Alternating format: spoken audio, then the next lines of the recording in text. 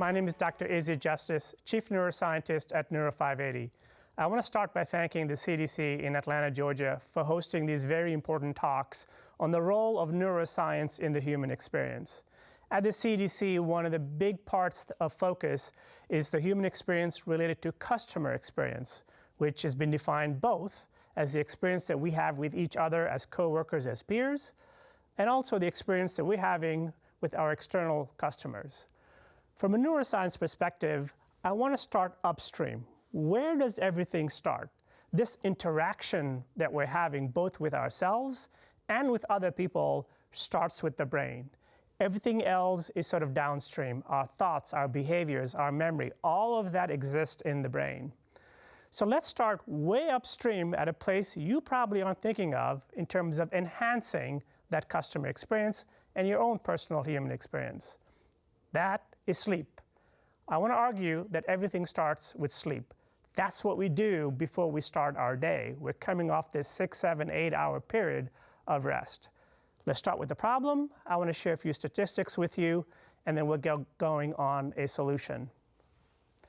You'll see over here, there's a lot of data. There's a lot of books written about sleep. There are TED Talks about it.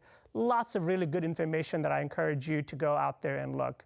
But some of the key facts that you'll see over here, that approximately 70 million Americans are suffering from some form of a sleep issue. They're either not going to bed when they want to, or if they do go to bed and fall asleep, they do wake up, and once they wake up, they cannot fall back on sleep. This is a problem that is impacting people downstream in terms of health issues, clinical health issues. Sleep is also related to a lot of disorders, inability to focus, pay attention, those kinds of things. There are also data that suggests that once you cross the 16, 17-hour mark of being awake, at that point, as you progress towards 24 hours, so one full day of not sleeping, you basically have the same cognitive functionality as an alcoholic or someone who is drunk. You're impaired. You cannot think very clearly. Sleep is a growing global pandemic. All of us around the world are having issues with sleep. It is largely driven by the amount of traffic in our brain.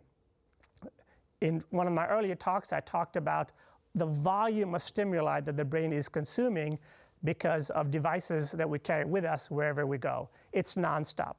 That creates a lot of traffic in the human brain. So if this is a serious problem, what exactly is going on in the brain that is keeping it from sleeping, or if it is asleep, makes you wake up and not go back to sleep? The primary function when the brain is sleeping is the following. One, the brain is soft tissue. Right? It doesn't have copper wire, it doesn't have aluminum wire. That means that it is a living, breathing, live organism. It wears out, it gets tired. The other thing is that during the human experience, a lot of waste is created. So every evening when we're sleeping, we need to discard all of that waste. Another major function during sleep is our ability to store memories from the day. Right? We have a massive inventory of experiences from each given day, between live experiences, but also what we consume on our devices.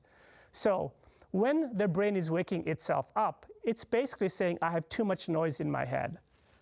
This analogy that I want to show you over here is, I want you to imagine that you have a house, and in front of your house you have a street.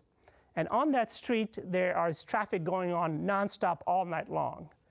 So you can see when the cars going now all around and they're honking and beeping, it can be very hard to sleep at your house. But imagine if there's no traffic.